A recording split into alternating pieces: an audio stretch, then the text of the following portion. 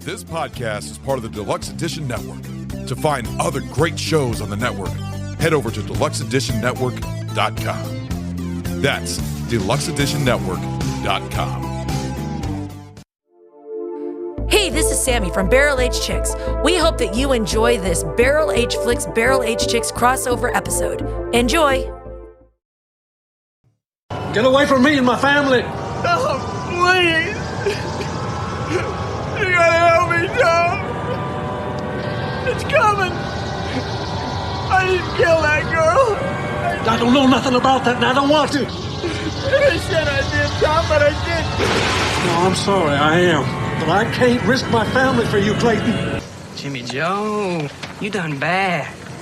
Y'all know what settles on bad ones, don't you?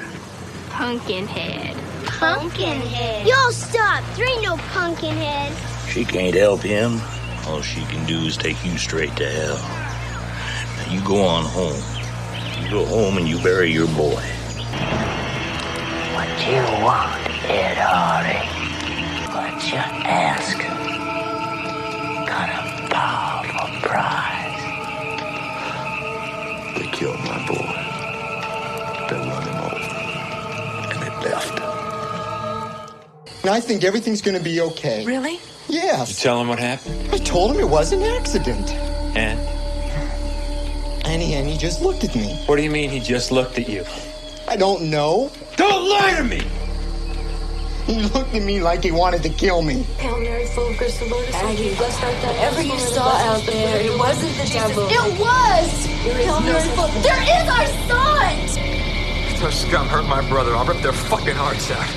You're a fool. If you won't help me, if you don't help me, then I'll do it myself.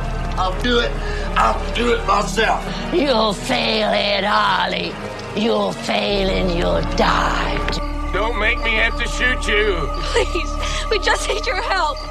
I can't help you. Your folks is marked. Marked? What do you mean marked? For tonight, I didn't believe it. I thought it was just something that they made up to scare the little kids. But then when the sun went down, my grandpa fixed the whole family together. And he told us that some outsider folks had done something real bad. He wouldn't say what. He just said that Pumpkinhead was going to be out after him. Can't you call it off? Nothing can call it off. But I'm gonna send it back to whatever hell it come from. What's going on, cinephiles? This is Barrel Age Flicks. I'm Lenny. Yeah, man. And this is... Hey, what's up, guys? This is Ron. Words are hard. Plus... This is Stu, and I'm a pretty fucking princess. And special guests... Hey, nerds. This is Sammy. Let's do this. Also... Hey, this is Goot. Man, I'm tired of talking. I just want to go up to my shack and get drunk. And Lenny. I'm not fucking here, folks. What is up, everybody? Welcome to BAF, another one of our Halloween series. How's everybody doing today? Wonderful. Welcome to spooky season. Happy Halloween. So we are doing the movie Pumpkinhead, which is Sammy's pick, and I know she's been extremely excited about this. This is like one of her favorite movies. She talks about this every year. I do love Pumpkinhead. I'm so excited. So this movie was released in two different times. It was released in October 14th in 1988 as a limited release, and then it was worldwide in nationwide, wide release. Is on your side. January 13th, 1989. This is directed by the late Stan Winston. I'm sure everybody knows who Stan Winston is. Love him. R.I.P. Stan. Known for being special effects and creator of one of the most iconic creatures in cinema history, the Predator, the Alien Queen, the Terminator, the Leviathan, the gorillas in Congo, the animatronics in Jurassic Park, the Croc in Lake Placid, and so much fucking more. He's an amazing special effects artist, and he is remembered to this day for his work. But the movies he's directed, not many, which I'm really curious. This one I'm really curious if you know about. He did A Gnome Named Norm. That sounds... Yes! That's from Stan Winston. Yes. Yeah, he directed that one. He did T2 3D Battle Across the Time. I think that's about Universal Studios, the Terminator 2 thing. He did the Michael Jackson video, Ghosts. Have you ever seen that? I don't know. It's a Michael Jackson video. Ghost? Is that weird one where he's the in one a where he's where he's dancing we've with seen his. that. We watched it on YouTube. That's directed by Stan Winston. What? Yeah. It's actually kind of a cool video. Yeah. So I mean, not that many movies, but he's a special effects artist. I mean, there's a lot of special effects artists that have turned into directing, like Greg Nicotero. He did the Walking Dead series and stuff like that. And he wasn't he? What do you call it? Like a protege or whatever? A apprentice to Stan? I don't think so. I don't know. I have to look that up. I believe he might be. Oh, no, that was Tom Savini. I was thinking Tom Savini. As Yeah, soon as it came out. That didn't sound As soon as it came out, I was like, oh, that's no. horror special effects. I like the fact that Stan trusted his crew, his shop, with the designs and that, so he could focus on. Yeah, because he didn't do any creation of the Pumpkinhead. Oh, we're gonna get it. Well, no, that's not true. We're gonna get into it because I literally I brought my A game, boys. It's gonna be amazing. That's awesome. That's a first. Fuck you, Stu. So the movie had a budget of $3.5 million. It only made $4.3 million and change. And like I said, it was released limited, and then again in January. It wasn't too much of a moneymaker, but it became like more of a cult status on video release when it came out and stuff like that. And spawned several sequels. Yeah, in fact, I think there's more. There's 2 of them, but there's also 3 or 4. There's 3 or 4. Yeah, there's 4 total. Yeah, I haven't seen the other ones. I've only seen Blood Wings, which is the second one. There is a third and fourth because I remember. Should have stopped with the original. I'm just saying. Yeah. Yep. Oh, Stu's looking it up to see which ones. I think there's like a third and fourth. Yeah, Pumpkinhead 2, Blood and Wings, Pumpkinhead, Ashes to Ashes in 06, and then Pumpkinhead 4, Blood Feud in 07.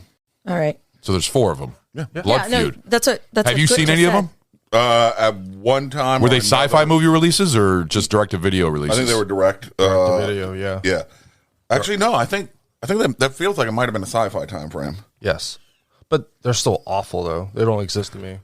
Well, it's just like the Hellraiser films. I mean, they got so fucking bad They when don't they went get to exist. Inferno was really the only good direct-to-video one that came out. It was okay. Is that the one where it had the CD demon? Is like spitting them out at everybody? No, that's Hellraiser 3. Hell on. Is that what it yes, is? that's a fun one. Yeah. That one's like the more commercial when it's actually Pinhead having a fun time instead of it just being based off a character. That one's actually based on Pinhead. I fucking love that one. But the Cenobites in that one were kind of weak. I'm not going to lie. So basically this movie stars the famous Lance Henriksen, which I fucking love. Bishop from Aliens, Terminator, so many funny fucking movies. I mean, shit, he was even in the last one we did, Super Mario Brothers, for that split second being Toad. And one of the House movies. He's in one. Oh, no, you said that. Yeah, I wasn't in that episode because you kicked me out, so I don't remember. Fuck you. But other actors that were in this movie, we had Jeff Est, we had Joel Hoffman, we had Cynthia Bain, we had George Buck Flower, we had Brian Bemer, we had also Florence Schaffer. I think or Schaefer or Schaffer. Let me look at how it's spelled. Schaefer sounds. Well, she played Haggis the L in Witch. It has an L in it. Hold on. Yeah. Which it actually in the IMDb it just said Haggis, but I called her Haggis the Witch because I think everybody sees her as a fucking witch. Well, no, she is, and again, we're going to get into it. And for pronunciation, it is, I think, Schaffer, or I'm sorry, you got me on the spot. Schaffler, thank you. Schaffler, all right, so Florence Schaffler. There it is. I'm trying to put the L into it, and I was like, there's an L in this. That fucking makeup effects on her is amazing. I can't wait till we talk about it. I got a lot of info. It's so gonna be good. We got some movies that came out around. Bollock. Who was that? She was one of the little weirdo kids. One of the inbred kids. Oh shit, that's right. Yeah, no, that was one of her first film. I think it might have been her first film appearance. Oh, that's awesome. Yeah. So other movies to come out around this time. So we got some interesting movies here. Some that I love. Michael Jackson's Moonwalker. I'm sure everybody remembers that movie. Mm-hmm. We have Sleepaway Camp 2. Mm-hmm. Yeah, I know. We have Halloween 4, Return of Michael Myers. Mm-hmm. We have The Accused. One of my personal Halloween favorites, Night of the Demons, the original. That's a fun one. Fucking love that movie. And then we have Alienation with James Caan. That's a good one. Good movie. Good sci-fi. So, yeah, those are movies that came out around the same time back in... I just went by basically the January 13th release on those movie releases. So I'm going to go ahead and hand it off to you, Sammy, so you can present us the drink that we're going to be trying out today. Thank you, Ron. Stu, if you don't mind, let me borrowing yours for just a split second. Okay. Thank you. So I chose for this episode Pumpkin Ale by... What is it? Dogfish Head? Dogfish Head. Yeah. Thank you. Dogfish Head Brewing Company. Honestly, because when I was walking through our local Giant, they were starting to put out, early August. So they're starting to put out the pumpkin stuff. Of course. And I came across this, and just looking at the pumpkin on it, it's like rancid and rotting. And it just, to me, it screamed Pumpkinhead. Like it just really, really hit me. And I was like super excited. So I put it into the group text, and other than Gut, who is Gut was able to join us last minute, which we're super excited to have him because he's also a Pumpkinhead. I love you. He is he's the only one who's had this, so otherwise everybody else had ticked the boxes, but sadly Ragnar is not available for today's recording. So what it is a brown ale brewed with pumpkin and spices, and I know that Dogfish Head has had several pretty decent beers, so I'm optimistic. What I like about the can art is it looks just like Razorback Hollow. It looks like you need to hit your hick a little more. Holler. Oh, Razorback Holler? Yes. Oh, there okay. You go.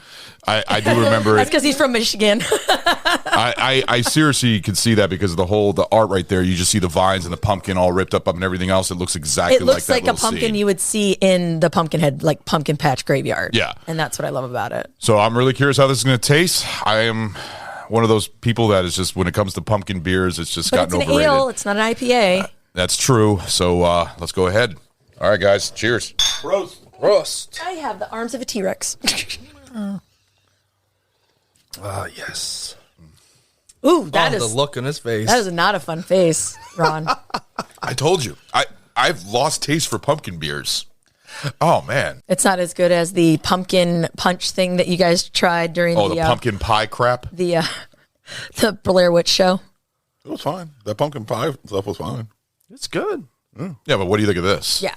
Oh, Stu, let's go ahead and start with you. Okay. Let's do the drink on my show, okay? Fine. God. So demanding. Pretty little fucking princess. Get your head in the game, princess. It's okay. It is. It's mediocre. I've had better pumpkin beers. I've had better ales. Okay.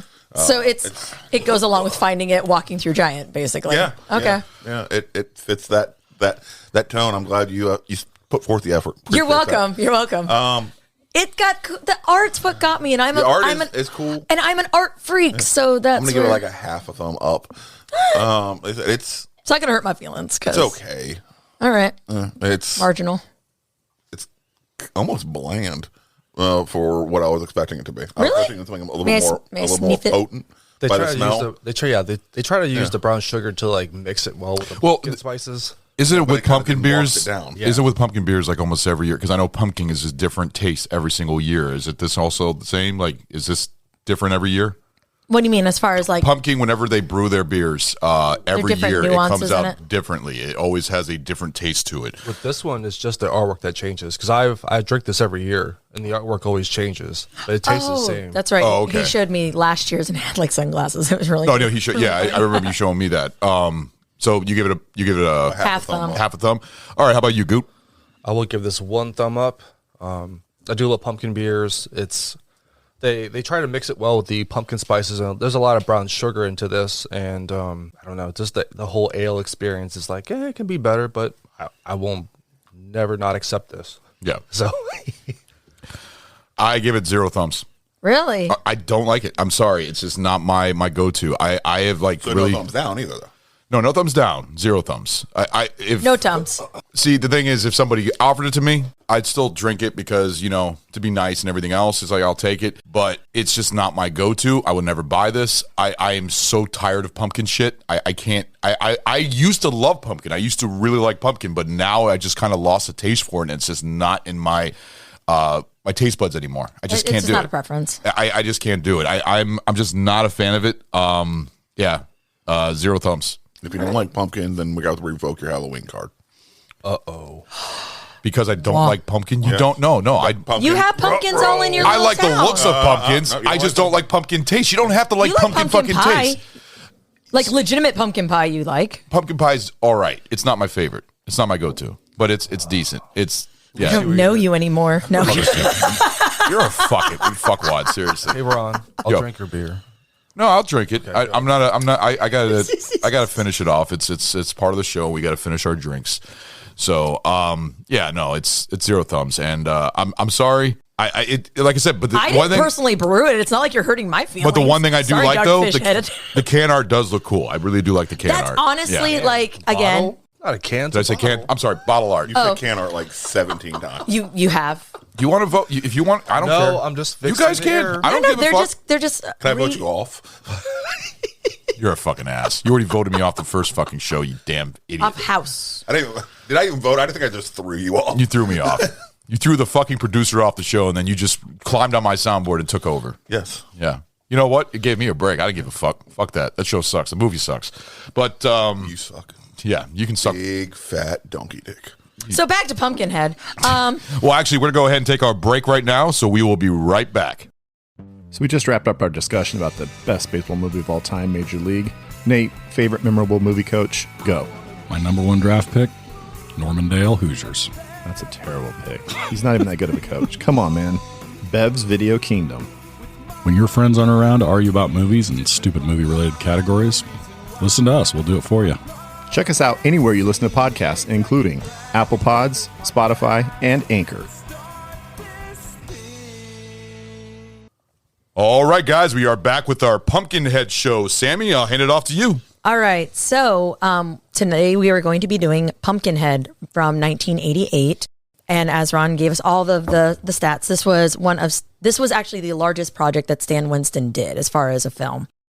And so I'm going to give a brief over synopsis of the film. Okay. But as we do it, we'll get into like fun factoids and all that good stuff. Yeah. Okay. So the film Pumpkinhead starts out where you see it's like 1957, and you see this guy basically getting chased down by a monster, and he's like losing his shit, right? And he goes up to a door and he's banging on it, and he's asking the guys for help and everything else. And that particular character was actually Clayton Heller. And, you know, he's pleading his case to Ed Harley's parents at this point, and like, you know, help me. And they're like, we're not going to help you, you know, reap what you sow kind of thing. So they kind of turn a blind eye and let Pumpkinhead take this guy for, you know, I guess I'm assuming murdering a girl, because he's like, I didn't kill that woman or that girl. And then we spring forward to, you know, present times where Ed Harley's grown and he has a son, Billy, and you see this father-son, you know, dynamic, and it's super duper sweet. And you can tell like they're each other's world. Yeah. And so we actually do have a clip that I will have Ron play here to kind of show that relationship. I like presents. Oh, well, now this is something. It goes around your neck. This is something special. You really like it? I love it. You don't have to wear it every day or nothing, just when it strikes you. Give me a hug.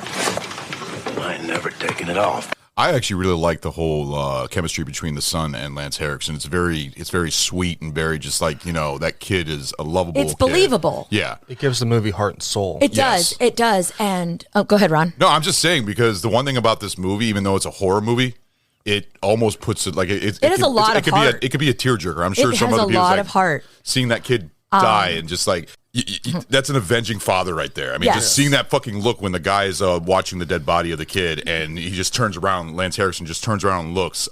Yes. Oh, fucking love it. Like, you're about to fucking. It was so sad when he was Lance Henriksen was carrying his son in his room. Yeah, you could see his finger move on his back. It's like, oh shit. Yeah, he's just all fucked up. And it's funny because as I prepped for this show, the dynamic between Lance Henriksen and the boy that played Billy, he literally, so the first time, Ed Harley, right? Ed Harley. Ed Harley's the name, yeah. Henriksen. I'm just going to go with Ed Harley from here on out because I do not want a punishment shot, and you're looking at me like you're going to screw me over, Stu. Purple Mountain Stir for you. No. Have been Henriksen. All you guys have been fucking up his name. Henriksen. I just fixed in my mind. You have. I've always say Lance Henriksen. No, it's Henriksen. Wrong. It's Henriksen. Henriksen? Henriksen. I've just been letting it go for a little bit. Yeah, because you're trying to give me a punishment shot, you fucking ass. No, and that's exactly it. I saw his shifty ass eyes, and I'm like, Henriksen. So, but Ed Harley's character, I can't in this capacity. Okay, so Lance, in order to bond with the little boy actor, he actually, the first day of filming, brought him a bunny. Like a whole setup, like a whole bunny like in the cage, and he gave it to the little boy because he wanted this boy to like trust him implicitly for this role. That's awesome. Because I did not realize how much of a method actor Lance is. I love Lance. No, like for this, love Lance. He went like well above and beyond. Like he had even like prosthetic teeth made so that he could. You feel could more tell those rural. fucking buck teeth that he has. Well, he did that so he would feel more rural than having like perfectly straight teeth because he's supposed to be this, dirt poor kind of working like guy. Yeah. Like Appalachian like kind of guy, backwoods character. But the ironic thing is the teeth he had made actually chipped his real teeth. But yeah, like he like really got into it. Like he actually got like silver dollars and just things that he felt the character would have as like material goods when he goes to the witch for his dying son. And like I didn't realize again how much of a method actor he was until I watched the documentary. But so I thought that the bunny thing was like super duper cute, but he actually came up to basically be like a dad figure to the little boy as they were shooting it. So that like attachment and those feels that you have watching their dynamic, it's legit. Like it was a commitment and like it was really, really cool. Good question to ask. We got go ahead. You go ahead first. Going off that thought, do you think he saw that element with Sigourney Weaver and the little girl? Newt, yes.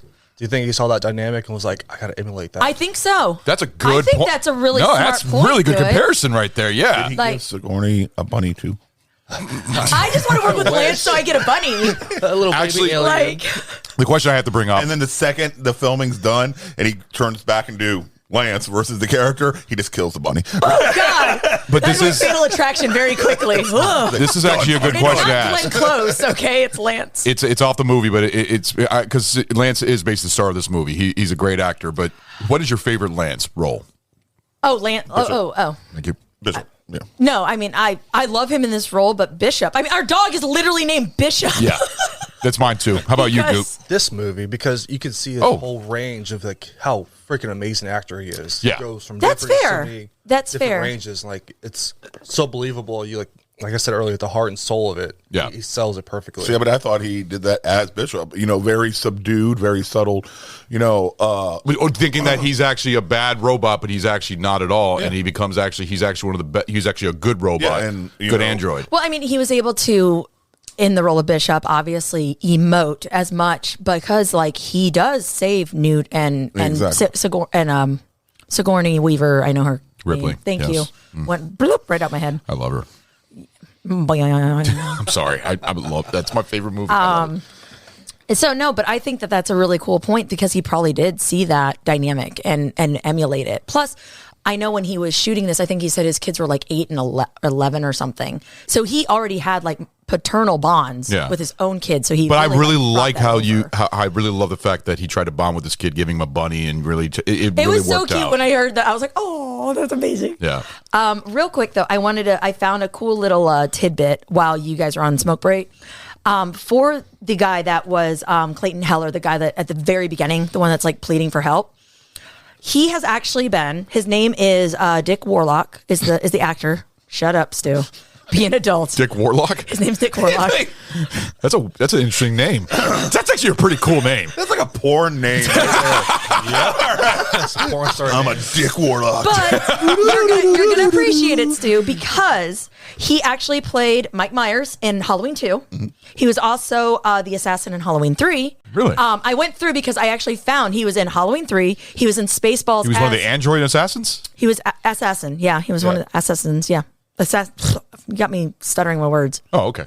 Anyways, he was in Spaceballs as the guard that gets the Vulcan pinch. Oh, Yes. oh, yeah. he You got to put it right Yeah, there. well, there it is. You got Yeah. he was in The Abyss for stunts. He was in Okay, so Blazing Dick Warlock is a Stuntman. Hold on, Dick Warlock is a BAF Hall of Famer. Yes, he and, is. Oh, and one more. And he was in Blazing Saddles.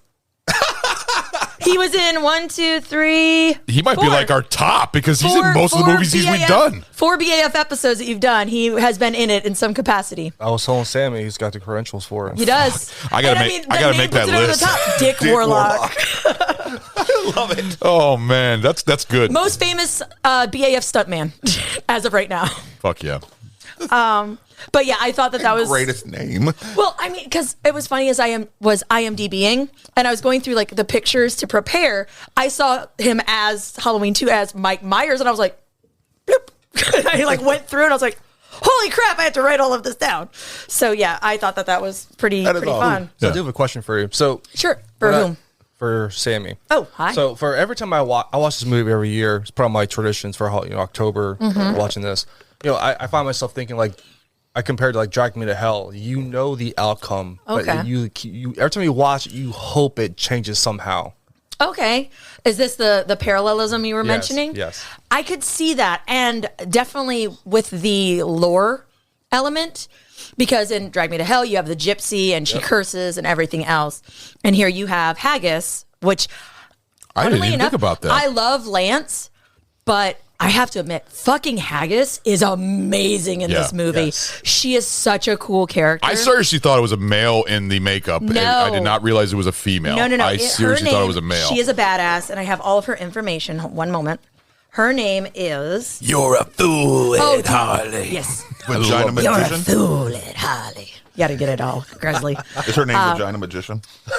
Magician? Her name is Florence Schaffler. There it is. Yeah, we did that. And she was 68 when she did this, which was, I mean, they made her look like older than dirt in the movie, but some craziness. So as I was doing research, she would have 65 pounds of costume and prosthetics in full makeup for this role. 65. And this thing is, she's like so tiny and like, little old lady. And I'm like, dude, that's a lot. And it's like a balding witch too, because it's like she's got most of her hairs. But what I like about it is that you see the foreground and the background, where it's like the fire in the background, and everything else. You just see her hair just standing up a little bit, and you can see it's the actually, makeup was amazing, and the music, the score, just that eerie. Who did the score, Ron, as our resident score whore? You know what? I'll look that up because actually I did not do that part. What? I'm very surprised. I wanted to. I was thinking about it. I didn't know if you wanted me to do anything on the score because I've never heard of them before. You always do something on the score. You always do something. Shut up, Stu. I will fix that right now. Well, all right. Well, as Ron is looking that up, let me tell you about this nonsense that they put poor Florence through for Haggis. So she not only had 65 pounds, but she also had fake like fingers, nails, fake messed up teeth. So in it, she could not eat. And you're talking about hours of filming. She was unable to eat. She was unable to go to the bathroom by herself because she would have to have people like get her out to even go to the bathroom. So like, she was freaking. Whoa! Beavis and Butthead just narked you out, babe. Ron. But I'm trying to do the fucking research. Nope, sorry. Spinny. Damn, I got scared. I was drinking my beer thinking, how the fuck did I do that? Here, take the whale of fuckery there. Fuck! Such a disappointment, Ron. It sounds so pretty. Take a deep draw. Oh, what is it? God. Did we don't have someone enough. say Malort and it's a double? I'm just going to have to drink from the bottle because that's... Drink the whole bottle. Yeah, because I think that is a double shot. I'd say so. It's fine. There you go. Kill it. Here you go. Turn off your alerts then, sir. This is a professional production. All right, give me a second. I'll drink this in a second. You're going to drink it now. No, I am. I'm just, let me look this up real quick and then I'll drink it. Trust me, I'm going to. While he is preparing for his Malort yumminess, Florence went through a lot, and it was funny. Another fun thing that was happening. So where they were shooting, it was all the woods and everything else, and they wanted it because it was perfect for this witch shack, right? Funny thing was though, is that they had a frog infestation. There were frogs everywhere on the set. So they were literally shooing frogs off and taking them off of stuff as they were producing this film. They should have left them. I mean, to a degree, but apparently there were a lot of frogs. They should have left them. It would have maybe fit one of the plagues of Egypt level of frogs. There were frogs everywhere. I think that would have worked well. for the witch's shack, that would have absolutely worked well. But it was one of many things that kind of went wrong on this film. But it was really funny. But at the end of it, when they were asking Florence, you're right there? Yeah, I'm just shocked at this guy's filmography on what movies. Are they all porn? No, it's okay. Richard Stone is the composer, so great eerie score, and it's also got Dick that Stone. the harmonica and the whole country Dick Stone? background. Did you just say that? Other movies he's done, well, actually not movies, shows. He's done the Tiny Toons Adventures and Animaniacs themes. And those are great themes. Tasmania and Sylvester and Tweety Mysteries, Freakazoid. Oh, I love Freakazoid. Pinky and the Brain. Oh, these are all solid. Yeah, they're I'm all impressed. animated stuff. But and yeah, he did they're Pumpkinhead. good. But no, his score is fucking, like I said, it is by far a really eerie, like the part with him and the witch, Haggis inside that fucking house. Just the eeriness of that music. It's just, it's good Halloween music too. Like I can have that in a Halloween backdrop and fucking love it. And immediately follow up with Animaniacs. Or Freakazoid. It's fucking weird. Animaniacs. That is fucking weird. But yeah, no, that's basically it right there. But Richard Stone is the composer. And that show had a lot of good songs. It was a fun show. He also did the score for Body Double, if you remember that one. Yep. With the late what's his name?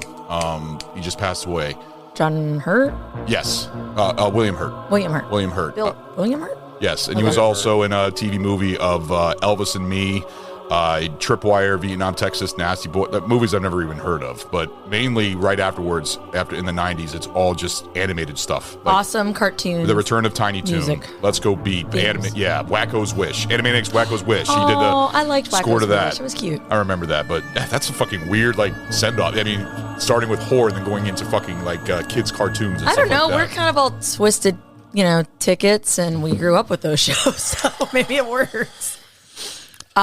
So thank you, Ron, for looking that up and doing your Malort. Nope, there's still more in that bottle. Tip it. There's still, there's still more. You didn't finish your shot. I'm working on. Come on, there you go. Nummy. All right. So once production was done, and they were asking Florence what basically are you going to do now? She was just like, I want to go home. And she asked for a glass of beer because she was so over it by the time of this production.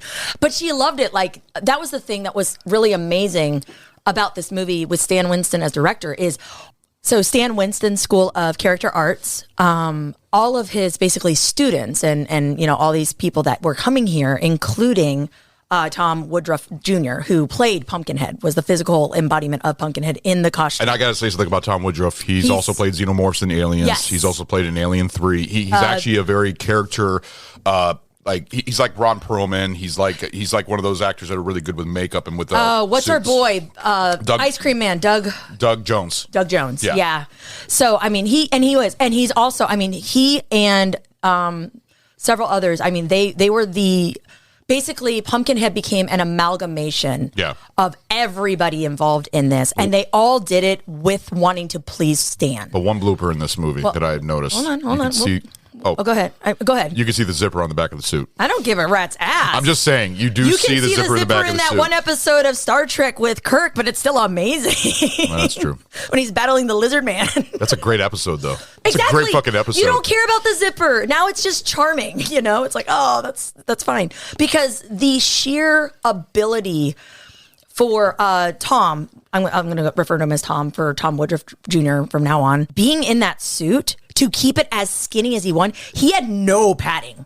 None. It was literally nylon mesh on his body, weighing down with pounds and pounds of prosthetics. And he was also on stilts, I believe. Yes. So when he's standing, so at the beginning, when you first see that full thing of Pumpkinhead and he is standing, he is in so much physical pain. But he commits. To the point that when he's walking, and this is another fun tidbit, he starts walking normal, but by the end of the shot, he's almost kind of like John Wayning it because he's in so much physical pain. But it makes it look good, though. It does, and it worked. It worked really, really well. But that's, again, the level of commitment that the people in this had to make Stan Winston's dream come to reality. Yeah. Because all of them were they're just so loyal that it was absolutely heartwarming. Yeah. Yeah. I just picture the scene where he's balancing on the tree where he has one of those kids hanging. It's like, God damn, how the hell did you do that? I know. And it's all the physicality is all of him. I mean, it was an amazing I will actor. admit the suit the creation of the monster is very, it's amazing. Now, the poem, does the poem say anything about it looking like that? Here's the thing. I'm going to go backwards real quick because I should have started the show with this. My bad.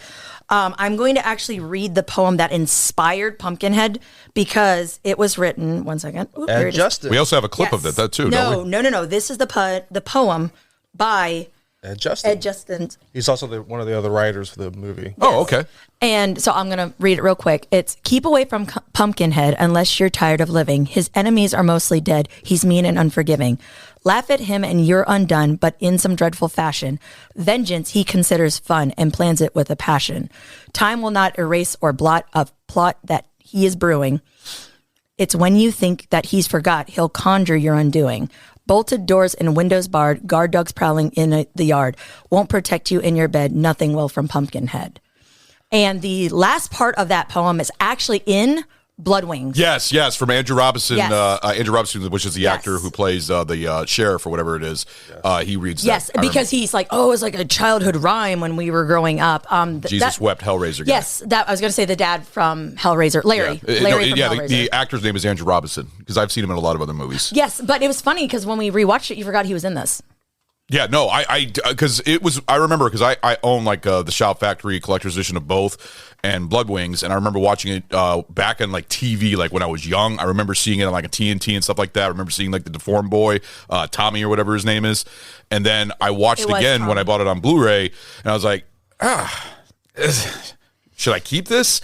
And I was like, you know what, I'm going to, because it's the sequel to Pumpkinhead, and Sammy loves it so much, so I kept it.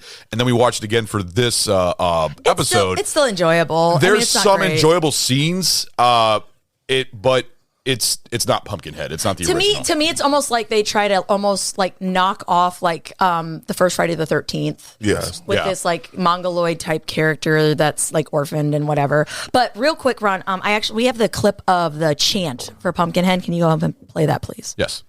Jimmy Joe, you done bad. Y'all know what settles on bad ones, don't you? Pumpkinhead. Pumpkinhead. Y'all stop. There ain't no Pumpkinhead. What about old Mr. Foley? He moved away. Pumpkinhead. Teared off his head and drank all the blood. Did not. Did too. Shut up, Hesse. Keep away from Pumpkinhead unless you're tired of living.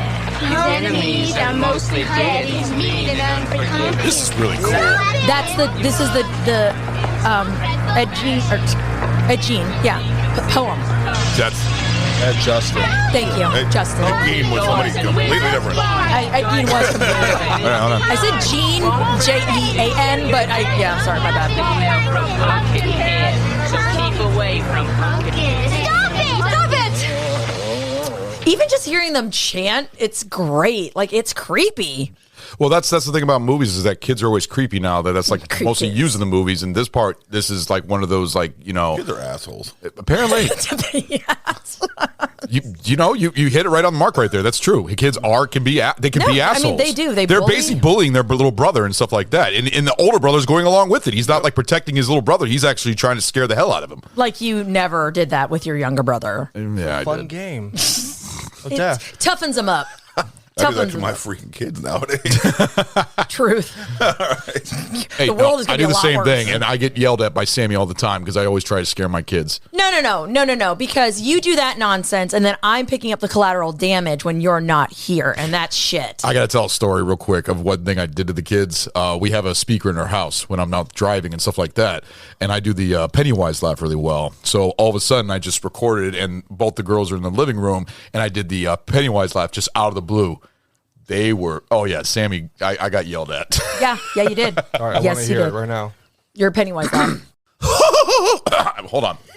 It was pretty good until you horfed a lung. Back up for the mic. He's got stage performance anxiety. Instead, does it well. All right. It's pretty good. It's a lot better in the past. Good. No, I could do it better. It's just, I had to hear it. Yeah. I think that was funny. That's not. I can't do it right for some reason because you guys have put me on the fucking spot. You know what? You need to have less performance anxiety. Yeah. So now, as we progress through the plot, as we've already alluded to, I have to keep that in the episode. Oh, go ahead. Keep going. You done interrupting her? Yep. You gonna let her talk? Yeah, I'm gonna let her talk. Shut the fuck up. So you're done? Shut up, Stu. Shit. All right. So as we've already alluded to, what ends up happening is Ed and his son Billy go to their little convenience store, their little grocery store. Veggie store. Yeah, their little produce shop. And what ends up happening is these basically out-of-towner, young punk-ass kids, led by the main guy who's such a dick, Joel. Joel and Steve are brothers. And then it's... there's always one antagonist. There's always there is. You have to have one douche canoe for the fall of the youths to happen. But Joel was just an especially shitty one because he murdered a child and runs away. Yeah, because he doesn't want he to has get a their fucking probation. DUI He on was his, on like a probation or something like that. He's on probation for DUIs. Basically, he's like, they're gonna lock me up. They won't even listen. You fucking killed a kid, you dick. Yeah, they kind of implied that he really fucking hurt another fucking one. Yes, like another person in some capacity, and he's a complete dick. Yeah, he hit some girl, and so he's in a lot of trouble. Yeah, no, it's and then you have Steve, who's supposed to be like the counterbalance. He's supposed to be the nice brother. His real name is Joel. In real life? Yes. That's hilarious. Yeah. There was no creativity on that. Just call me Joel. Yeah. Alrighty. And then you have Maggie, who is the girlfriend of Steve. And then you have Tracy, who's the camera chick, who's kind of the main heroine. And the other dude was, what's his name? Chris? Talking about the boyfriend of the... Yes, Chris. Yeah. Chris was the nice guy. Yeah. Okay. So that's all of and then the chick, Kim, who's with Joel, the asshole, and obviously he's an asshole to her too because he shoves her around and shit in the movie. But those are basically all the characters that come in. There's an accident while they're BMX biking. Joel runs down Billy, killing him. They're dirt biking, not BMX biking. Well, I thought that those are like BMXing. No, BMX. That was a dirt bike. It's a bicycle. Oh, it's a bicycle? Yeah, because I'm sorry, they were dirt biking over in the hills and dirt stuff like biking, that. whatever that's called. Dirt biking. Okay.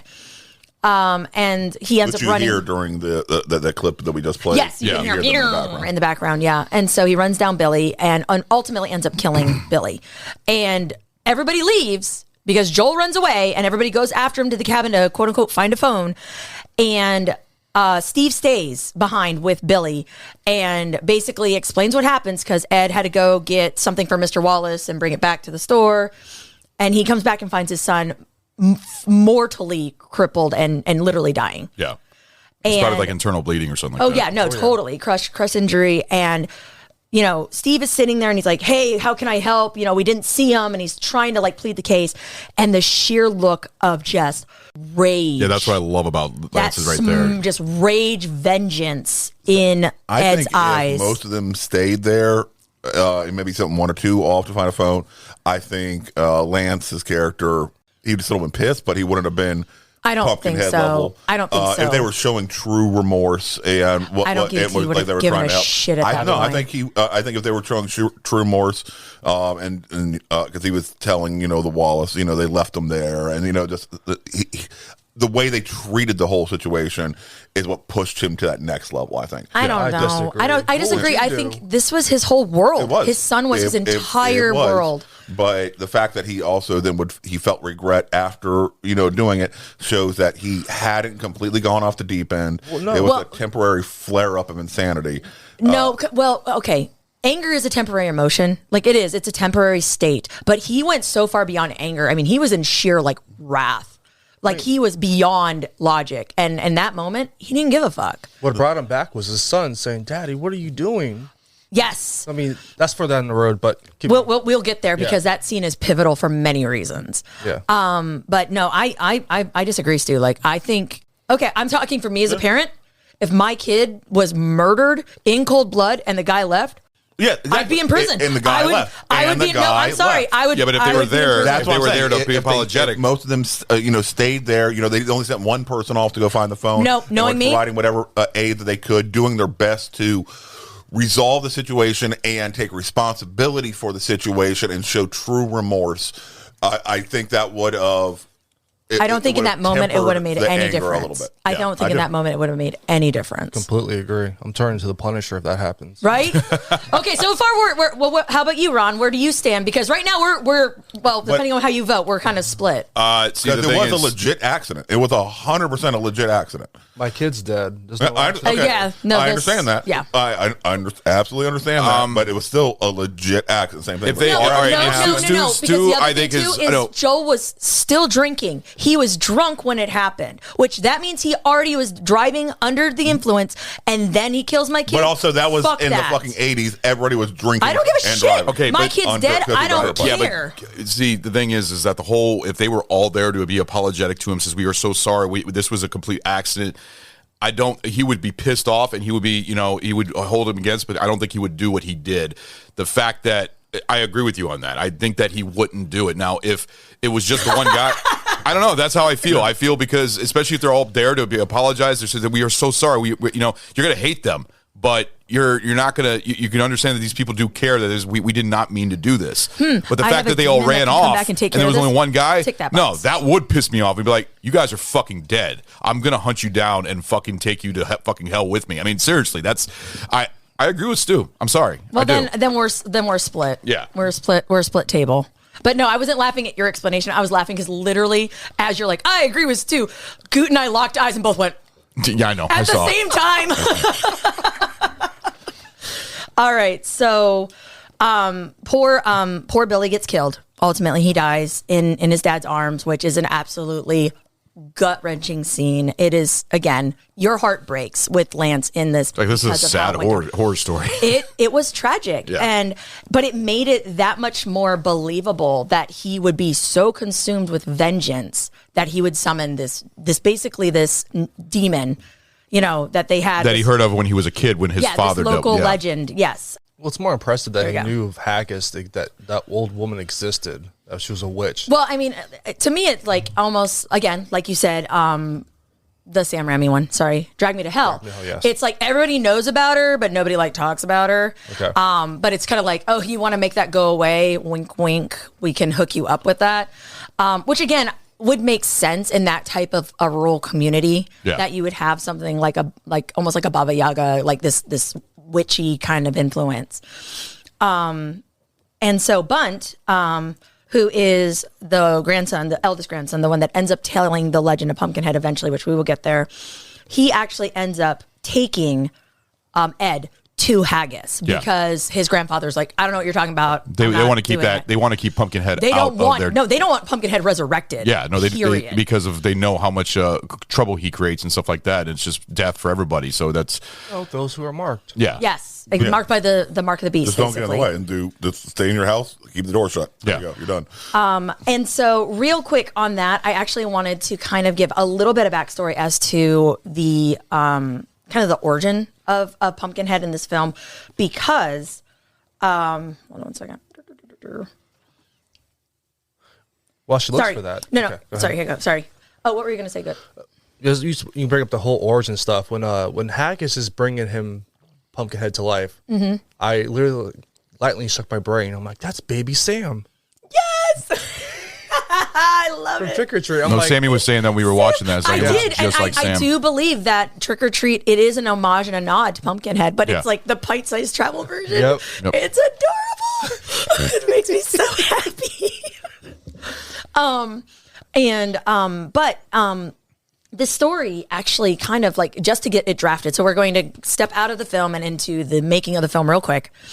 When they were actually kicking around the ideas of this is Tom Woodruff and the I'm sorry, not Tom Woodruff, but the writers. Ed Justin and Stan Winston.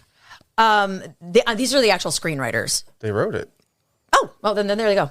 I was really, really tired when I was watching, so I might not have gotten all the names. But when they were basically kicking it around, they had actually kind of, shelved the concept of Pumpkinhead for a while, because they went around trying to find basically local legends, and then they actually came upon this one called the 7 Gargoyles of Satan, where each deadly sin was represented by a certain gargoyle. And then ultimately you have a demon of vengeance, which is what Pumpkinhead is. He is the demon of vengeance. That is why he's summoned. That is why he takes the life of who summons him, because it's a blood pact. It's a blood pact with Satan. The thing is about, everybody thinks that he looks like Pumpkin. Like everybody, when you think of Pumpkinhead, they think that his head looks like a pumpkin, but that's actually not the case at all. No. It's because he was born in a pumpkin patch. So, or raised or summoned in a pumpkin patch, basically. Yes and no. Yes and no. The actual inspiration for how he looks was from a distorted form of Creature from the Black Lagoon being turned into a demon. They found a mask where somebody had taken the Creature from the Black Lagoon mask and started to transform it into a demon. That is actually the inspiration for Pumpkinhead. And then the other part where it's not so much pumpkin, they wanted almost like it to be like rotten and organy-ish, which you can see like on the back part of Pumpkinhead. Yeah. But then again, like they still wanted some kind of nods to it. They wanted it to be very unique looking. Yeah. But no, not exactly like pumpkin, like, you know, the traditional pumpkin was the inspiration, not that I came across. Once they literally went through, there were 14 to 15 drafts of this movie, by the way, 7 to 8 of them before Stan even saw them. And then Stan did even more above that. So like there was, when I say that this was a compliment. Damn, Stu, you're a little puzzled by that. What do you call it? That's a lot. What do you call it? When everything is put together and everyone's working together. Script? No. Like everybody, like production. I don't know. I don't know what you're. Collaboration. Oh, thank you. Everybody collaborating with each other. Yeah, Gotcha. no, like I mean, you're talking about freaking 15 drafts of one thing. Yeah, that's a lot. So I just kind of wanted to give that little backstory because when we're brought to Haggis, and this is kind of funny. I see you, you're like totally get the drag me to hell like thing, but what I really liked about Haggis is. She fully knows that she's damned. So she's literally almost like the gatekeeper to like basically their own little portal to hell. Yeah. And it was funny because as watching this, it reminded me a lot of As Above, So Below. Yes. And again, like the different things like the gatekeeper and things of that nature. And I just love things like that because again, like it makes it that much richer. And when you have known the backstory of it, it just gave it a whole different level for me rewatching it again. So you have basically this local, you know, portal to hell, you know, rent a demon type situation with Haggis. And Bunt, you know, gives directions to Ed Harley to get there. So then Ed arrives at Haggis's shack, and I'm going to actually ask Ron to play the clip of what Ed Harley's basically asking is for her to summon Pumpkinhead for vengeance. It's a clip when she tells him how to do it. Exactly. So this is going to be Haggis giving the instructions after she's also tried to be like, you don't want to do this. You don't want to do this. It's going to basically cost you your soul. And Ed is like, I don't give a shit. Like, I want you to save my son. Because she even says, like, he's beyond me. So he's literally like, I want Pumpkinhead. So go ahead, Ron. What you ask? Got a powerful prize. They killed my boy. They run him off. And they left.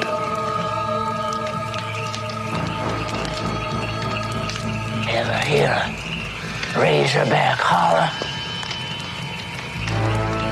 There's an old graveyard way back deep in them woods.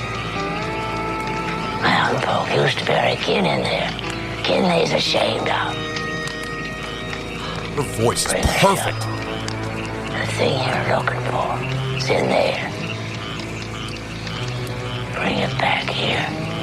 Some things I gotta do to it before it'll be any use to you.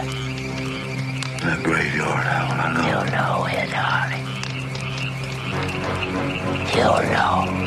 It's so ominous. I love it so much. Like I said, the score fits perfectly for that background. Just all of it. It's so just, she freaking knocked this out of the park. God, Florence was freaking amazing. She did this. Like, she created such a cool character with Haggis.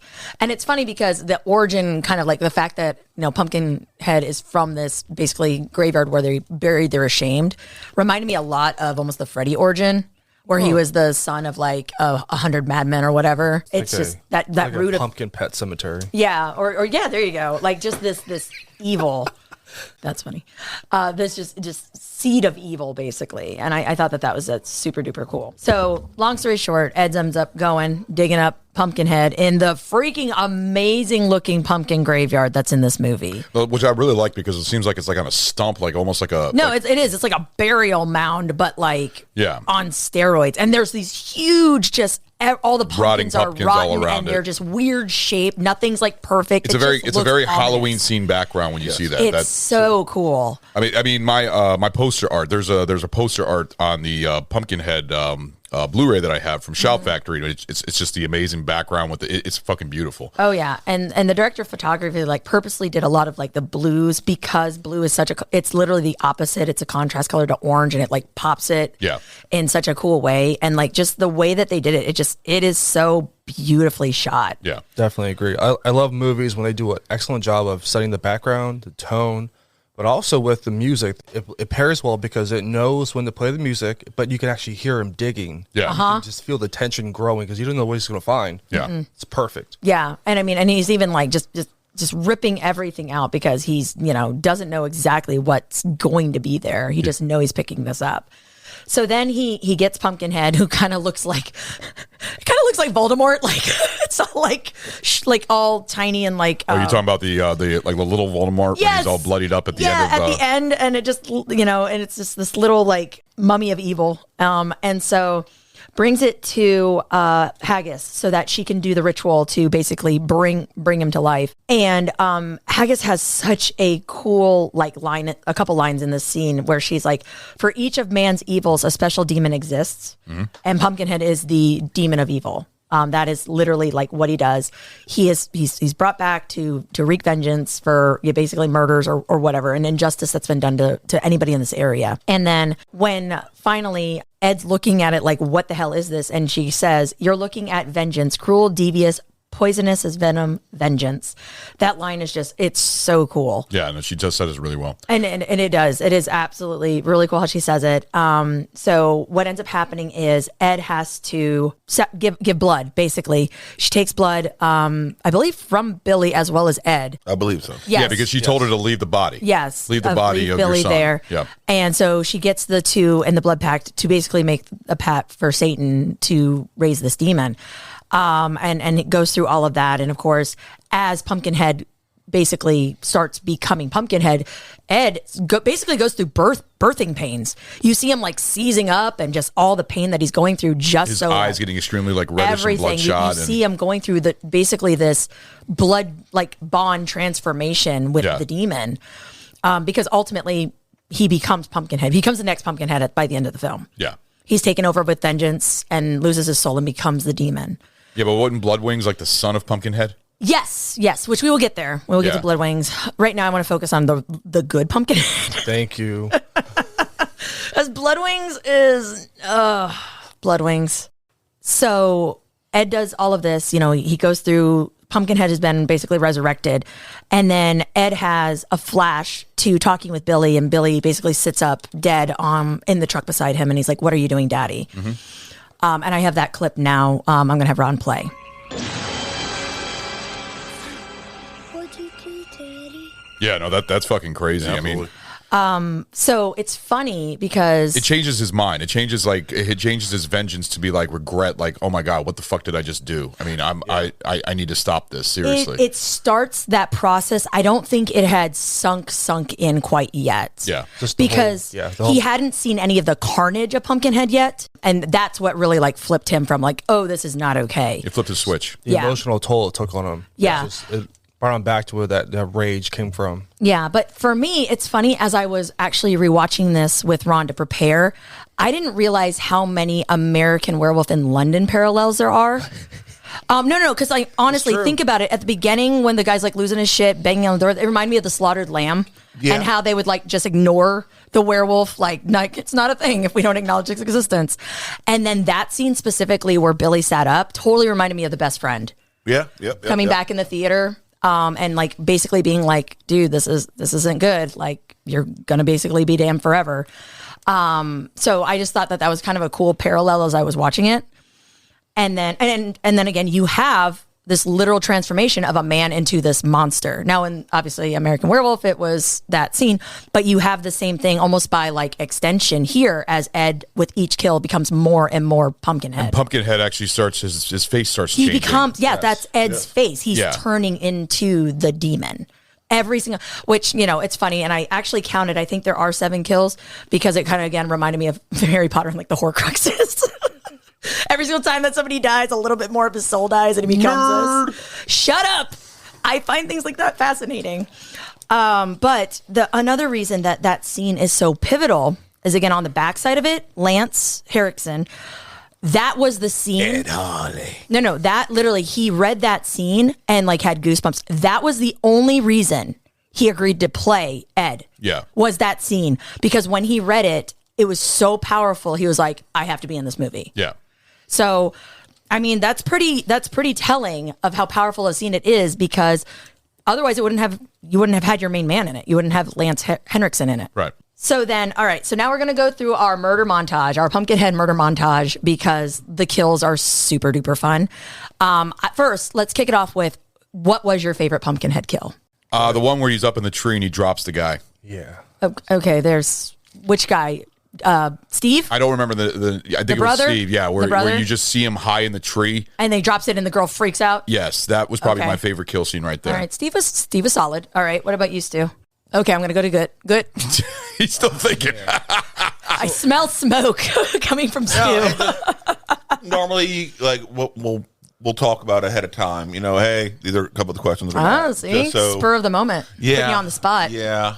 All right, so good. Who would be your or what would be your favorite Pumpkinhead kill? I just want to give it an homage, saying how turned on I was when Ed Harley turned on that flamethrower. Oof. Yes, it's fucking cool. Huge MacGuffin, but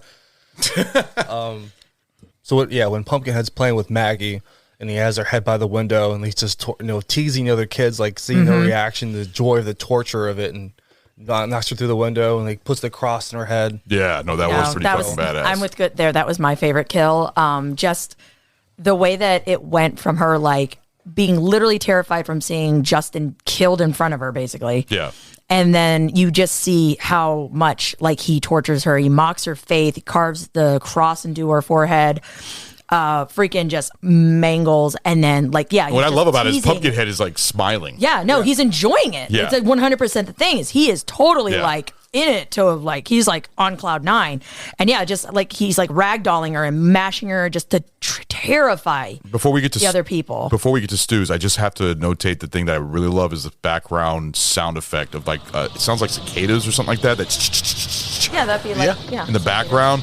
I really enjoyed that. I was really mad that they took that out of Bloodwings, like that, because I always told you that he's coming close, and it was like a sound wave of. It was weird because is that what it was, like insects or something like that? Because that's what it sounded like. I don't know. I flashed back to Independence Day with those aliens doing that. Oh wow, no, you're right. That's cool. Stu, what is yours? Probably Joel being impaled with the shotgun, and then he does the head, and then he does the head flop. Yes, fuck Joel. That was very satisfying. Yeah, it was a very satisfying kill with Joel because he was such a schmuck. So actually, this is a good setup. You have to pick which character do you most identify with. Oh damn! And you have to be honest.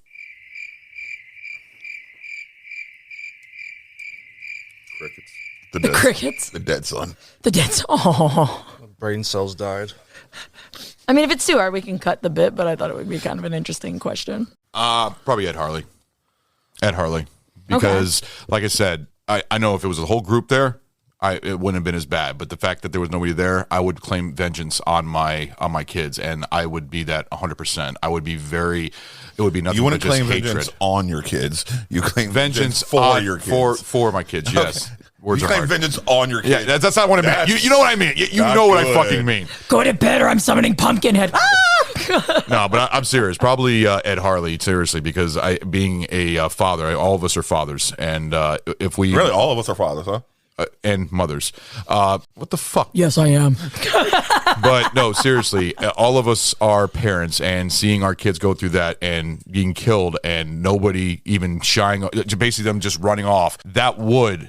it's a ticking bomb in your brain. Like, I'm going to fucking kill somebody. I'm going to wreak havoc here. So no, I'd probably Ed Harley. Okay. What about you, Good?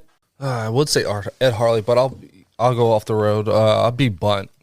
All right. I think he has a good character arc where he's like, he tries to help out Ed Harley by that crisp $10 bill. And then, bring him halfway there, and like he's actually a very influencing character, trying to help the last two people there. Yeah, and telling the whole story. But he's kind of a linchpin. Yes. I mean, he really is. Especially like the burned church, basically telling the whole story. Yes, which but also he shouldn't have fucking done it. His dad didn't want him to fucking do it. There's a reason his dad didn't want him to fucking do it, because his dad knew that it wasn't the right move for Ed, and he was worried about it because I remember during the house is Pumpkinhead going to ruin hurt our livestock? He says no, he only goes for who's summoned for, who's summoned for, and everything else, and he was getting all freaked out about it. So, but he was a tough kid because he went back out there to help those people, even though Pumpkin was out, and he does get thrown, doesn't he? Doesn't he get thrown by Pumpkinhead? Or he does. He doesn't get killed, but he gets like thrown to the side or something like he that. He gets what I call the Pumpkinhead bitch slap, which was a lot in Blood Wings. Blood Wings. I know. He was bitch slapping everybody in Blood Wings. He was just like swiping everybody. Where my money, bitch? Yes. Where my money, bitch? It was. It cracked me up. Adults are talking here. Exactly. What is yours? Just straight Charlie Murphy, motherfucker. Well, I was going to let Stu say his real quick, and then I'll jump in. The Dead Son. The Dead Son. You always had the fucking weirdest fucking analyzations of what you relate to. Seriously, every single fucking show. He was innocent. He wasn't an asshole like the fucking, the dirt bike rider. So you're innocent? Yeah. Well, you're never innocent. Yes, you're always fucking guilty. No, I am fucking innocent. All right? Wear glasses. Yeah, okay. Yeah, wear glasses, yes. Kind of a dork. All right. Do you have a little bit autistic, maybe. Do you have a dog? Yes, I have dogs, and I would absolutely go chasing after my fucking dog. Perfect. I do get into weird accidents sometimes, so I've never had a dirt bike land on me, but I assume I would have a crush injury the same way he did. So, very similar in that regards. All right. And I have a vengeful father. So, do you think it's missing, or do you think it would add or take away from the movie if they said why the mom or his wife died, or how she was missing? So it seems like she died like of death, like maybe like a cancer or something like that. She died too or, early, or honestly, birth. I was thinking childbirth. I was like, she just fucking left him. Well, no, we know she's dead. That's what he tells her. Wait, he's talking to her next to the gravestone. Whose body's in there then, Stu? Yeah, exactly. Look at him. There's a Pumpkinhead conspiracy. So you think Ed Harley killed his own wife and just Fed it to buried her? Pumpkinhead. The witch did it. Oh, man. Maybe the witch is his ex-wife. Sammy, who do you relate to? Actually, funnily enough, I really put a lot of The witch? Yes! Oh my gosh, yes! So, at first, I heard Tracy and, the Chris guys, I don't want to get you mad because you did about this so-and-so's balls in a jar or whatever. And I was like, But then I, saw Haggis and I was like, I'd be fucking Haggis. I could just see that, being like, oh, man, you don't know what you're getting into here, dude. But cool. All right, fine. And I just love Haggis. Haggis was my favorite. Other than Ed and Pumpkinhead, obviously, freaking Haggis. I thought she was a phenomenal character. Yeah. And it saddens me that she gets overlooked so much, because it's not unless you're a Pumpkinhead fan, you're never going to know who Haggis is. And I know Snow, when prepping for this, she's like, oh, why are you doing that show? And I'm like, because that's amazing. The movie is fantastic. But if you're not a huge fan, there you go. But so as the body count starts to rise, Ed is getting more and more messed up. He is literally becoming Pumpkinhead. It's killing him. He's going through all of this crazy pain stuff.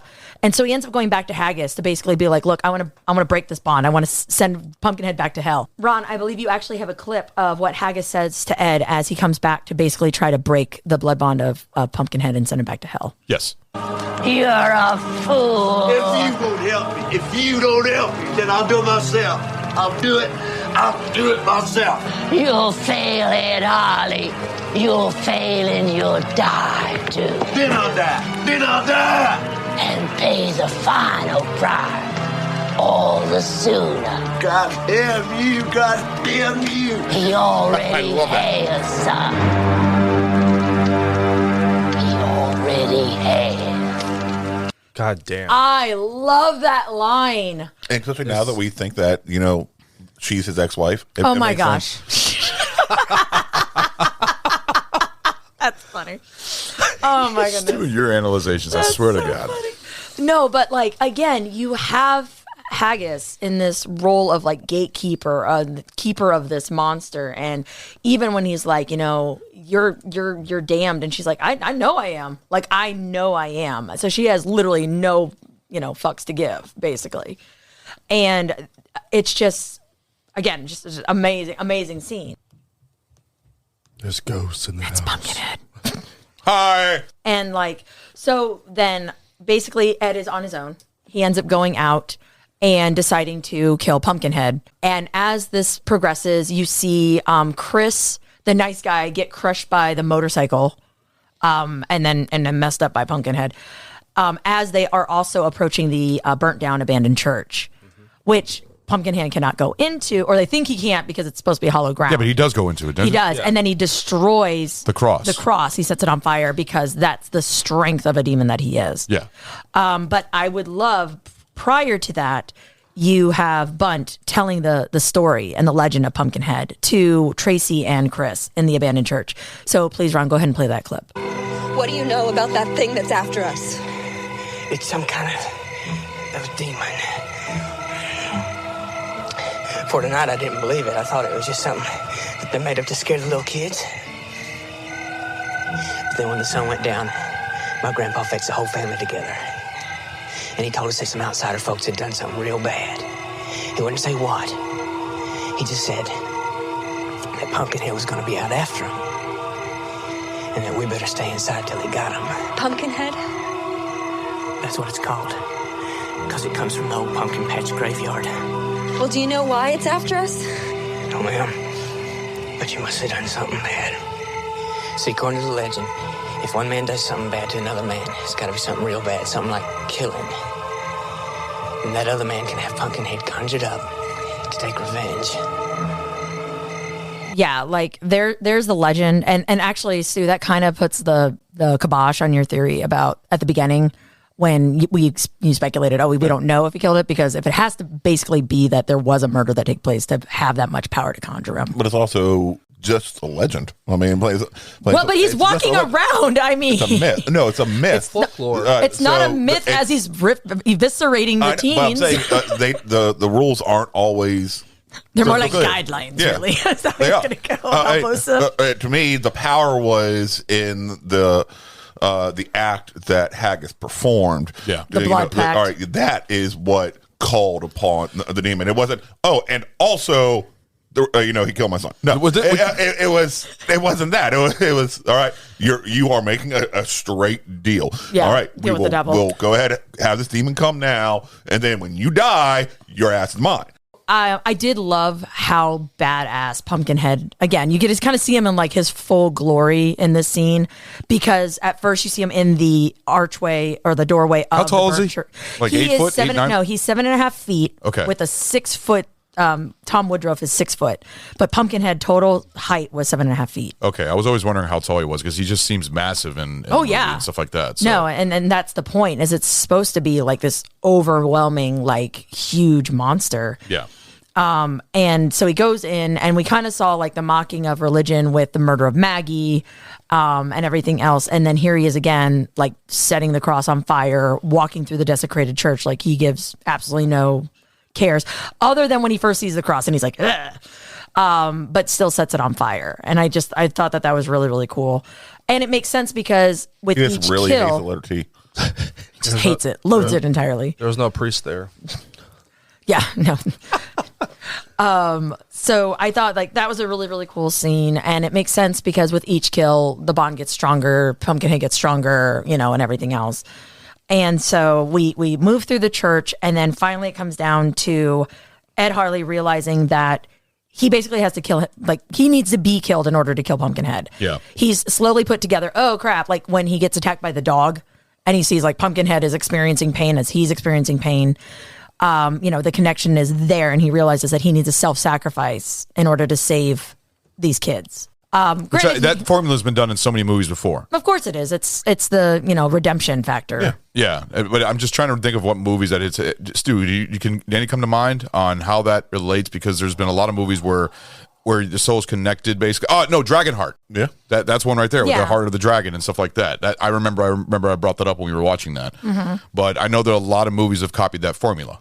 Well, yeah, I mean, because it's always like when you go from, a lot of people confuse like what the opposite of vengeance is. Yeah. The opposite of vengeance is compassion. So that is literally what Ed starts to feel as he sees these kids getting eviscerated, basically. Yeah.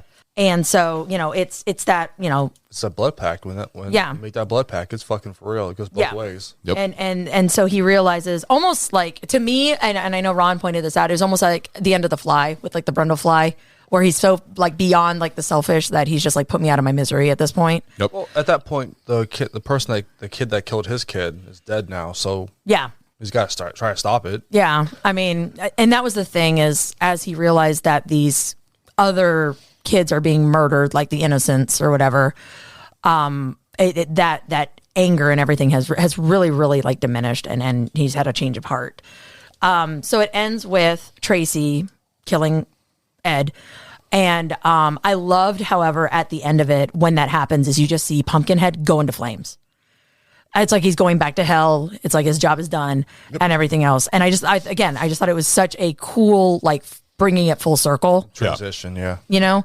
And then Ed is burning in hell. And Ed is, he's burning in hell because you make pact with the devil. That's what you do. Who gets buried? Well, that's it. He becomes the witch Haggis. Yes, Haggis buries the new Pumpkinhead, which is Ed, and you see that by the symbolization of him wearing the little thing from his son. That the son gave him, yeah. Yep, the necklace from his son. So then it gets to the point where Pumpkinhead has sex with a woman. Somehow, apparently, because in Blood Wings he is the son of Pumpkinhead. So we're trying her period. They never told that story, so that was kind of interesting. Well, and here's the thing is. That's no longer and it's no longer Haggis. And all right.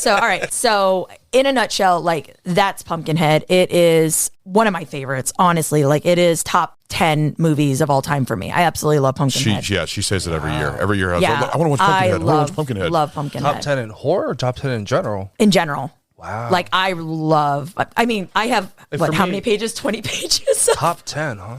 Yeah. For me, is it a 5? It isn't. But we'll get to that. Sorry. You're never going to let this fucking shit down. I swear to God. Every fucking episode it's brought up. I wait for it, man. Just wait for another 5. I almost crashed my car when you fucking said 5 for Predator. You guys suck, man. You guys fucking suck. So Blood Wings. Let's jump into Blood Wings. Because again, here now we go from almost like Pumpkinhead, which is this like local myth, cautionary tale, like Grimm's fairy tale kind of vibe, to literally a story of revenge where you have this bicycle gang. They go after the local abandoned or homeless orphan mongoloid child who's the Satan spawn of Pumpkinhead and apparently some chick, and he basically gets hung and murdered. And I feel sorry for the fucking. Well, I mean, you always feel sorry for the mongoloid. Like it is sad. I mean, he was just slaughtered by these assholes. Yeah. And I'm sorry, like the main one, I could not freaking stand him. He was so annoying. Fucking voice. Oh my God. Right. It was like nails on a chalkboard. I wanted to punch him in the mouth so much. It was so irritating. He reminded me of the one in the TV version of It. TV version of It. The gang. Forgot the one with the Henry Bauer? Damn. Yes. Really? He didn't. No, Henry Bowers. No, because of the slick black hair and the jacket and stuff like that. Henry Bowers was so much more fucked up. No, I'm talking about in the TV version. The comparisons of how he was being cruel to Tommy is the same as to the Loser Club. Okay, yes, okay. That's what I'm talking about. Okay. It just was similar to me. Okay. I don't know just the way that guy talked. It was so annoying. But then fast forward, and basically the town has all of these people, and they're in different phases or whatever. And then you have the sheriff who was the dad from Hellraiser, Larry. Andrew Robinson. Thank you. Moving there basically as the new sheriff and uncovering basically the murder and what Pumpkinhead is and everything else. Kind of almost like a Jaws reference right there. Yeah, when he first popped up, I was, is Hellraiser coming? Please God, Hellraiser come. Pumpkinhead versus...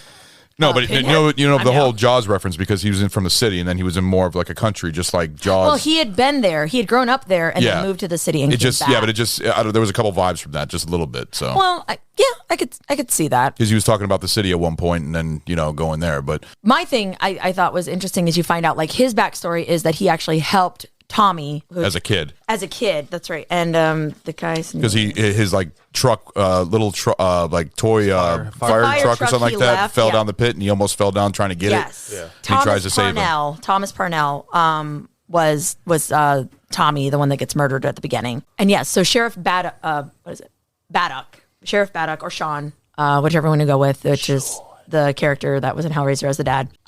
His daughter, Jenny, ends up basically getting involved with Danny, who's the local judge's smarmy jerk of a son. Yeah. He's Joel 2.0, essentially. in this one. And then you have like the other like couple, and then you have like the one guy that like always basically gets shot down, who just hangs out with them anyways. The one with the long hair and shorts, yeah. Like he had no Paul. Yeah. Yes. Essentially, they do what all freaking stupid kids do. They're like, we're bored. Let's go summon a demon.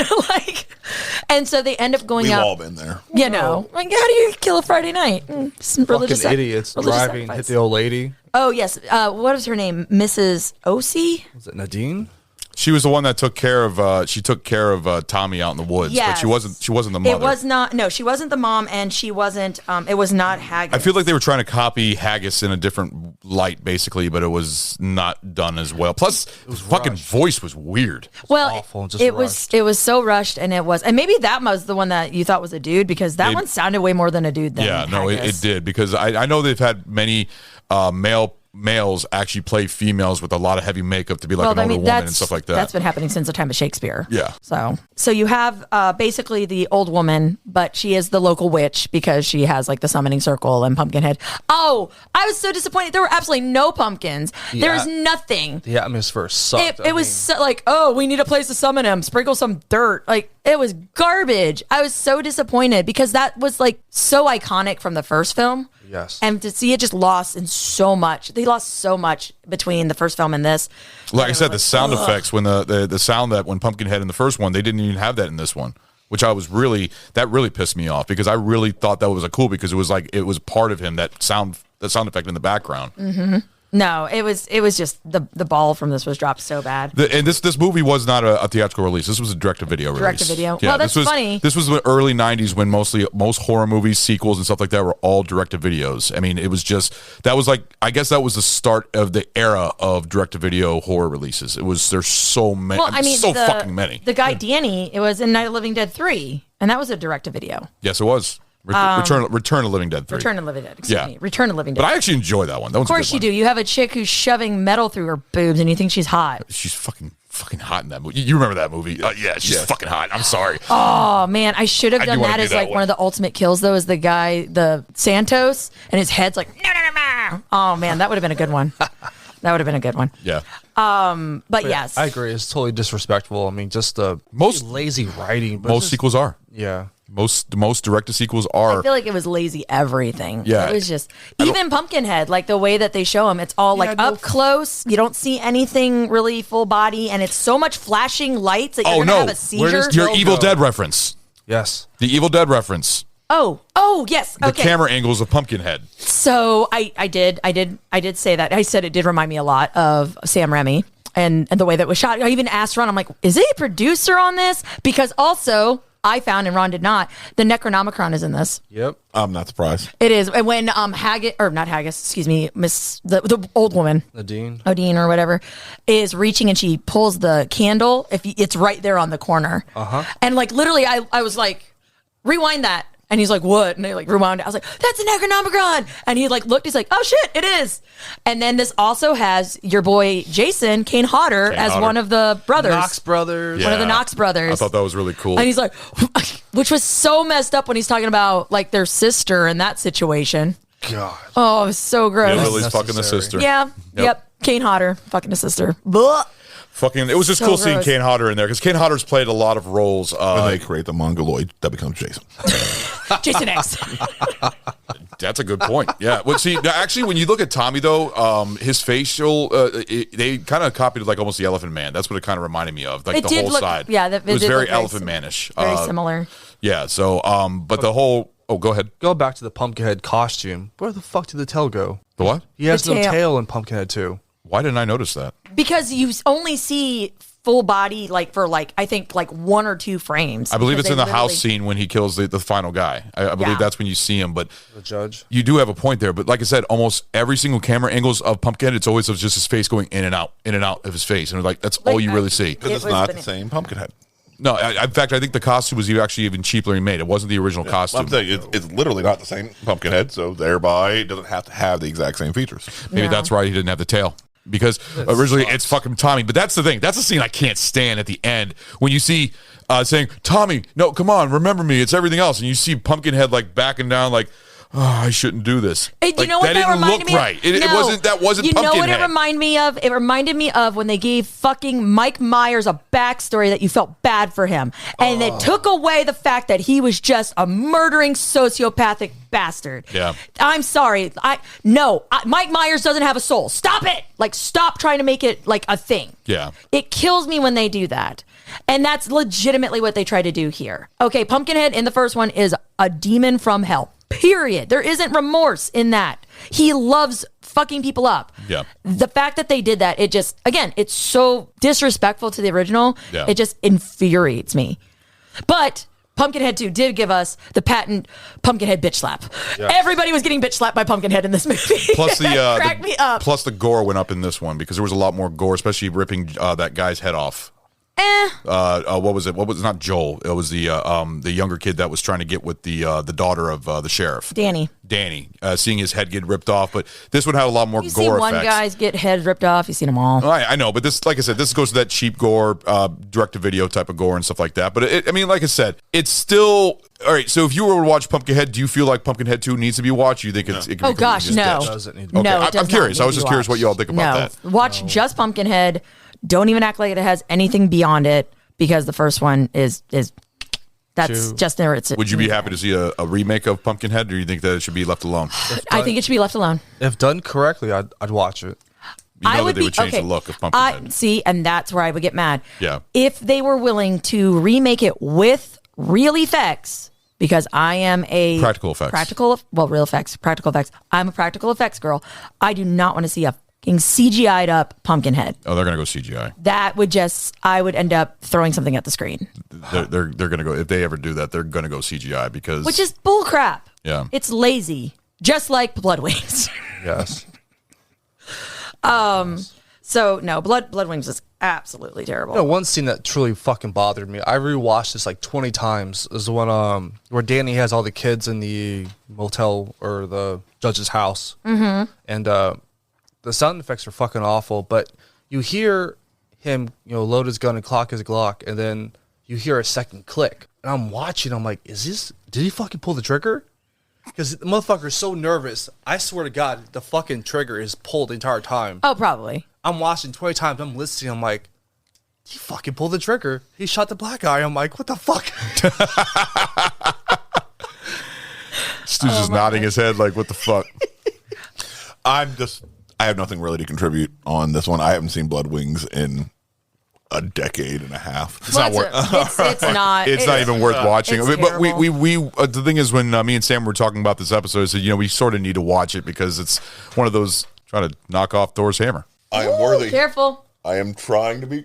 Don't mess up one here. Right. You were close. I know. I have hit something. I'm like, oh, just doing a stretch. Comes down and shatters. It's. I'm hella. I'm telling you, this movie right here, Pumpkinhead, Blood Wings, it's crap.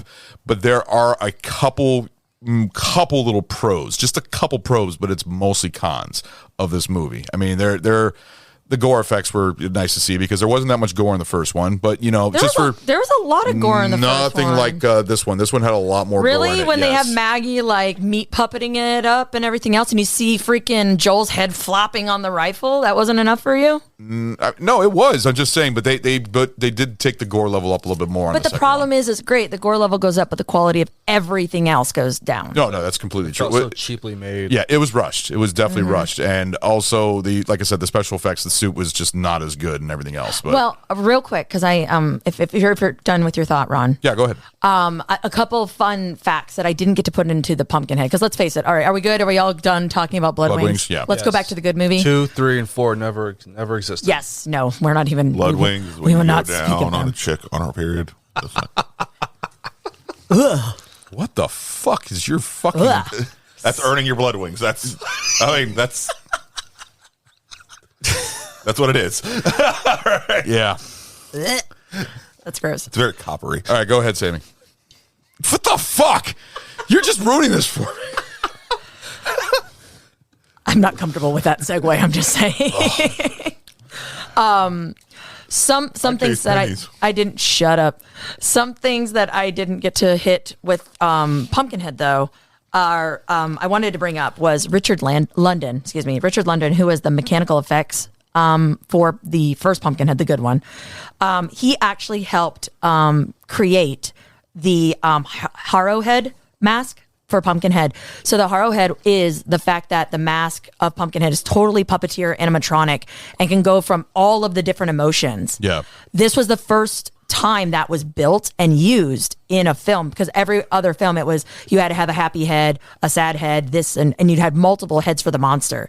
So the fact that they created this on Pumpkinhead again shows how much of an iconic, like, game changer film this is. Yeah. No, it looked realistic for a monster. It looked like a realistic looking monster. It did not look fake. Because again, you have it here, you know, it's Stan Winston where you had, so by this point, Stan Winston's team had already done Aliens, they had done Monster Squad, the first Predator, already were under their belt. And actually, funnily enough, when they were working on Pumpkinhead, they were also redoing the Predator for Predator 2. Yeah.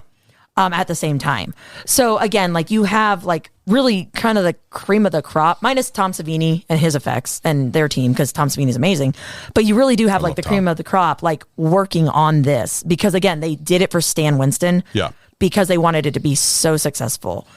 And then the other thing I wanted to share, I should have put in earlier, but the scene where Lance Hendrickson is washing Billy's hands. Yeah.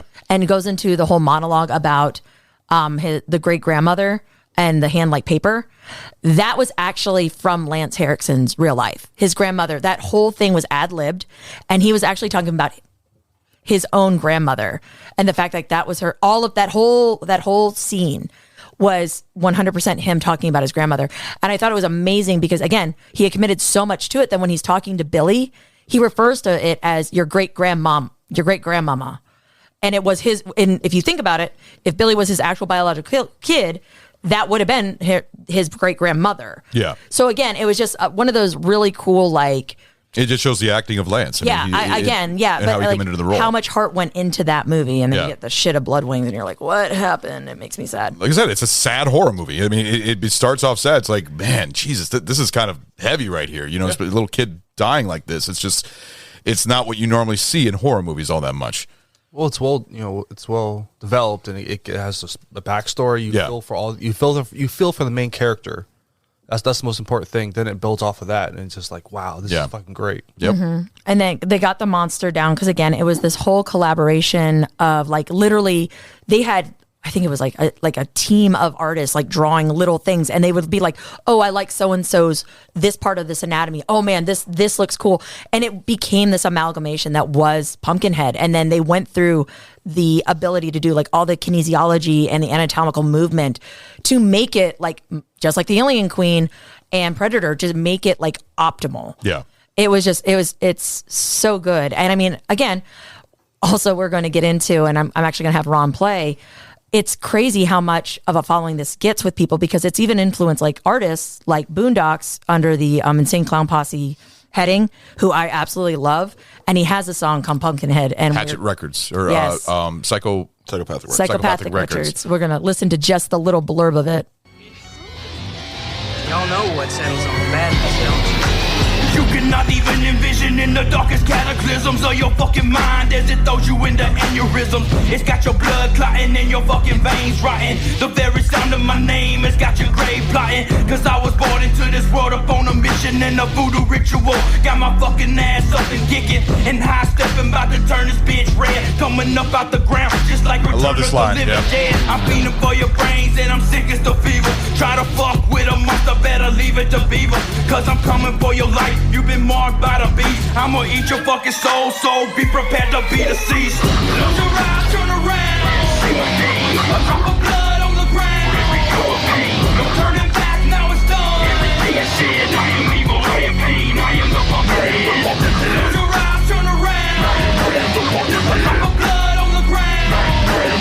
No turning back, now it's done. Everything I said, I am evil, I am pain, I am the Pumpkinhead. That is so fucking awesome. Isn't that amazing? No, that's one of the things. I love Boondocks, and the fact that he made a song about Pumpkinhead, it turned out really good. You've heard that before, right? Yes. Of course. I literally went as Boondocks. The thing is, I don't know if you were a fan of Boondocks compared to Insane Clown Posse. I know you like Insane Clown Posse. Even. I definitely enjoyed Boondocks. I was super excited when he came on the scene, because he was a country, a dirty South representation. Yes, I love that. I mean, I had his jersey. I painted my face. I know. I was a super I was fan. there. I wanted to bang him. He was hot. So don't Why even. are you shaking your I head? don't want to hear it, Mister. You were I want talking about freaking bang. Ripley. No, all not right? even. And the chick from Return of the Living Dead 3. Oh, Yes. she's hot. All right. She is. Yo, then don't even. She's allowed to say the same thing. Don't minimize don't minimize my chick boner. Do you have a car crashing sound effect? No, I don't have a car crashing, but I do have An atomic bomb? Yeah. Oh, wow. All right. I didn't think it was that bad. That didn't work. All But no, God, be better, Ron. I love though. She's just randomly pushing buttons at this point. I do love like that the particular like blurb that we got because it sounds like literally like what would be going on through Pumpkinhead's like brain, and that's all it is. That's all Pumpkinhead. It's just Boondocks playing his head like yeah. But the best part. Just imagine, him just bopping his head along. That'd be amazing. That'd be fantastic. I'd be for it. They'll start bitch slapping everybody. But what's really cool is the segue into it is literally the whole chant of Bunt from the film with like his own like track that's laid the behind start of the it. song. Yep. And then it goes into like the rapping part, and it's one of my favorite songs like ever. Yeah. Other than maybe Boondocks' like Patsy Cline, Walking After Midnight, which again, amazing song. Yeah. But yes, so I think unless anybody else has something to bring to the table, I think we can round it up with pint reviews. Well, What do we're you say, gonna. boys? I'm good with the pint reviews. The video game sucked. It was a video game. They had a video game? Actually, a Blood Wings video game. Oh, Was it Nintendo? Terrible. No, it was a computer. It was garbage. I don't think I've ever heard of that one. I didn't know there was a It was fucking What type of game was it? Was it like side first person horror horror shooter. Yeah. Oh, It was based off of Blood Wings? It was shitty. Jesus. Why have I never heard of that? Now I gotta look that up. I feel like it would only be redeemable if you were Pumpkinhead and like just killing It like was the gang shitty. kids. Just bitch slapping them the whole time. That would be amazing. I'd sign up for that. Just nothing but Pumpkinhead bitch slapping everybody. So if nobody else has anything else to add to this awesome film, I think we'll kick it off with you, Ron. What are your pint reviews for Pumpkinhead and Blood Wings? We'll give a mention. We can't really do a ranking of it because I haven't seen the third and fourth. And when it comes to the ranking, I said Blood Pumpkinhead Wings. I just said Blood Wings. I know, not that's what I'm beyond saying. Can't really do a ranking because I think all of us are going to pick, Pumpkinhead. There's really no ranking in this. Blood Wings sucks.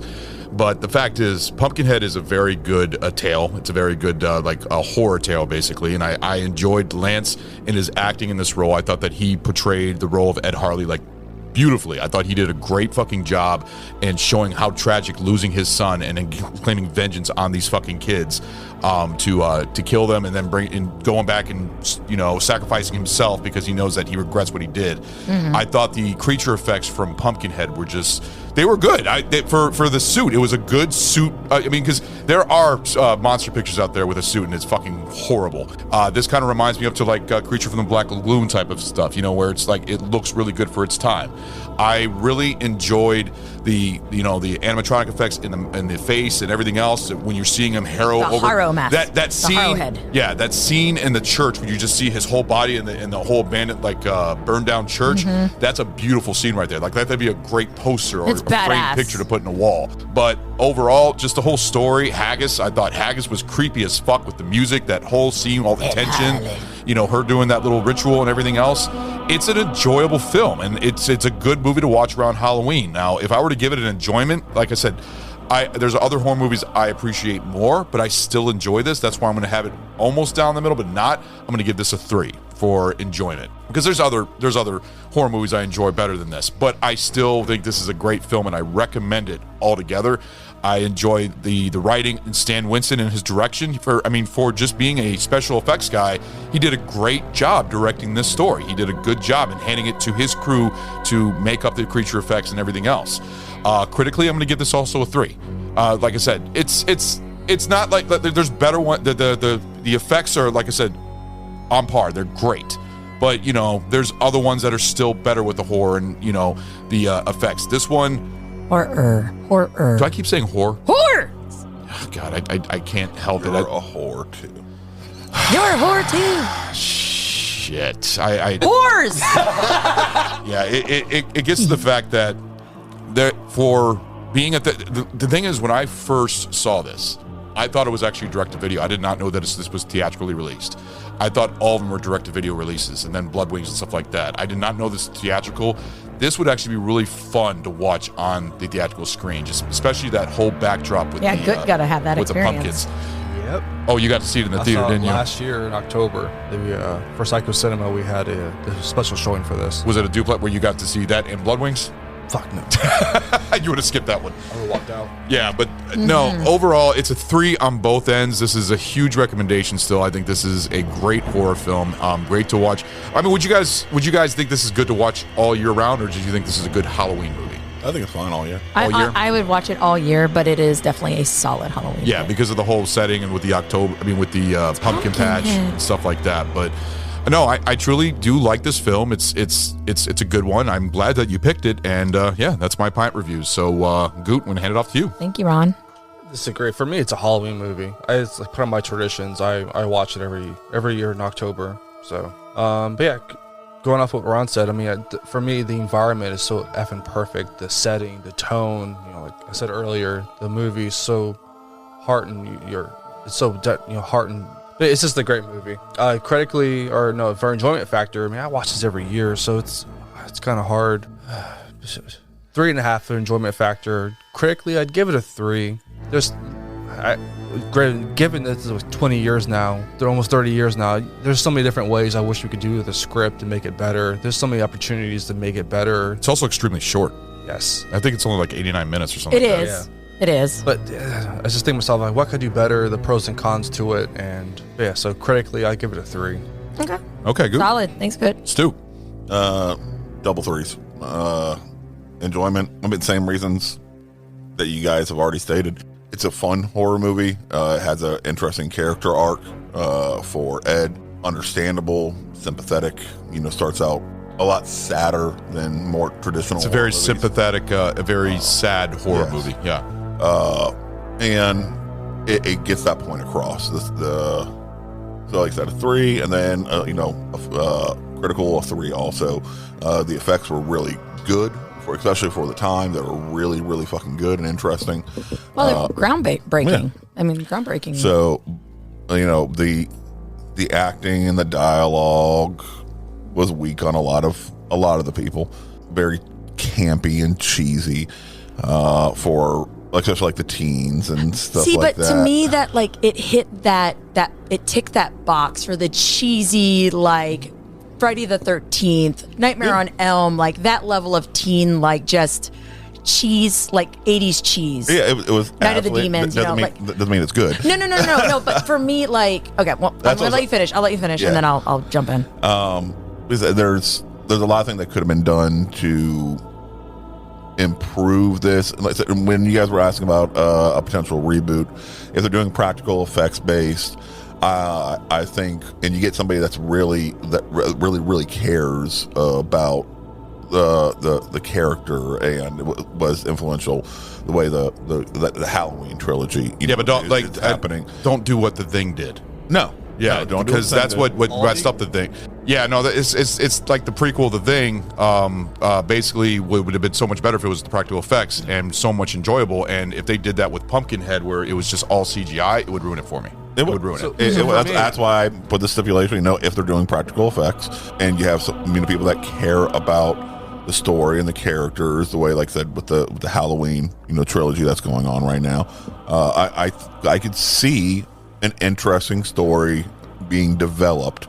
Yeah, with this idea. So all you gotta do, bring in Tom Savini and Guillermo del Toro. Bring those two in. You have a fucking story right there. And Greg Nicotero. Yes. That'd be good. Added to the bunch. The trio, the Trinity. Oh, yes. God, if they just had all three of them just make a movie together, that would be gold right there. I would love that. It'd be so pretty, your brain would melt. But Tom Savini also directed Tom Savini. See, this is... But the story would be probably not great. But you got to understand. Well, it depends. It'd be visually stunning, amazing. No, Guillermo was a hell of a storyteller. That's why I need him. I have to bring this up. He can be, but sometimes he gets too much focused on what he wants to show versus the story. Very and if you bring Savini in and you bring Nicotero in, he's going to feel like he has to compete. So he's going to ratchet up what he's trying to do, and the story is going to take the back seat. All right, competition. You gotta think about that. You know, Stan Winston made this movie. He's a special X artist. You also have to think about Tom Savini when he did the Night of the Living Dead remake, which is actually getting a lot more praise now, even more to this day, saying it's actually one of the best remakes of all time. And Tom Savini was a special effects artist, and that movie ended up being really well done. So, because a lot of special effects artists have done first-time directing jobs, and their movies are fucking crap, like horrible, like they don't come out well at all. This is a good one. This Pumpkinhead is a good one, just like Night of the Living Dead remake is a good one, which I know that's one of Stu's favorites right there. Introduction to horror, I think we remember you saying. That made me fall in love with B horror movies. Yeah. Sorry, I didn't mean to interrupt. Go ahead and finish your... No, I'm good. All right, Sammy, you go ahead and close us out. All right, so for enjoyment, I am going to have to give this a 4. Again, I absolutely love Pumpkinhead. I love the monster. I love... And doing research for this episode made me fall in love with it even more. Like, I was originally going to be like 3.5 for enjoyment, but then when I went through and found out the critical and everything and got into real meat with it, I had to kick it up another half point. Because it, again, you have technologies that had never been done before with the Harrow mask that have literally changed cinema. You've got freaking Stan Winston. You have his whole team. And I'm sorry, the just finding out, even just the thing about Lance Henriksen and the bunny, it gave even the back seat, the back behind thing, so much more heart. Yeah. Because everybody, the dogs are going crazy. Everybody was bringing their A game. And when that happens, it's just super duper cool. Yeah. So for enjoyment, a solid 4. For technical, I'm sorry, thank you. Critical, technical. I am going to have to go with a solid 3.75. Okay. Because, again, knowing that Tom Woodruff Jr. was in that suit with only nylon mesh, and it was physically hurting him. Freaking Haggis, Florence, wearing 65 pounds of prosthetics. I still can't believe that. That is some freaking commitment. And again, you got Lance and his method acting and putting in just the thing about the hand washing with his own grandmother, and those details. I can't I have to give appropriate pints for that. Yeah. Because that's to me is what made it that much more memorable, that much better. Yeah. And then you have the dumpster fire that is Blood Wings. Which it ruins it. Honest to God is... And the only reason I'm giving it is because I love Pumpkinhead. I'm giving it a 0.5 for everything because that movie sucked so bad. It's only because it's Pumpkinhead adjacent that it gets even a 0.5. Like I said, Pumpkinhead, I think by itself is just a good standalone movie. No, I don't think it needs exactly. any No, sequels. they never needed to go on. They standalone. never needed to make the bastard son of Pumpkinhead. Just no. If you have Blood Wings, just set it on fire and do everybody a favor. Exactly. So yes, that was my pint reviews, and thanks for having me on. Yeah, no, that was a great job, Sammy. I'm so glad that we had this conversation about Pumpkinhead. It was a good episode here, so we're going to go ahead and let you guys go, and we will see you for our next Halloween movie coming out next week. So later, guys. Happy Halloween, guys. Trick or treat. Hey guys, this is Ron. Thank you for listening to our podcast, Barrel Aged Flicks. 2022 has been an amazing year with our great shows, including BAF, The Small Batch, Sammy Select, and The Tasting Room. If you like our show, please leave a 5-star rating on Apple Podcasts and Spotify. Guys, this helps out enormously. Give us a follow on Instagram at Barrel Aged Flicks Podcast. If you would like to send us a special film request, please contact us via Instagram and we will give you a personal shout out on the show. We are also on Facebook and Twitter. Our podcast is available on Apple Podcasts, Google Podcasts, Anchor, Audible, Pocket Cast, Spotify, CastBox, iHeartRadio, and Pandora. Special thanks to Carl Casey at White Bat Audio on YouTube for his awesome music. This guy fucking rocks. Check him out. Want to give a shout out to Sammy, one of our guest hosts on the show who does our amazing album artwork. Thank you, Sammy. Our podcast only exists because of listeners like you. To find other great shows, head over to deluxeeditionnetwork.com. Hope you join us for our next episode. Later, guys.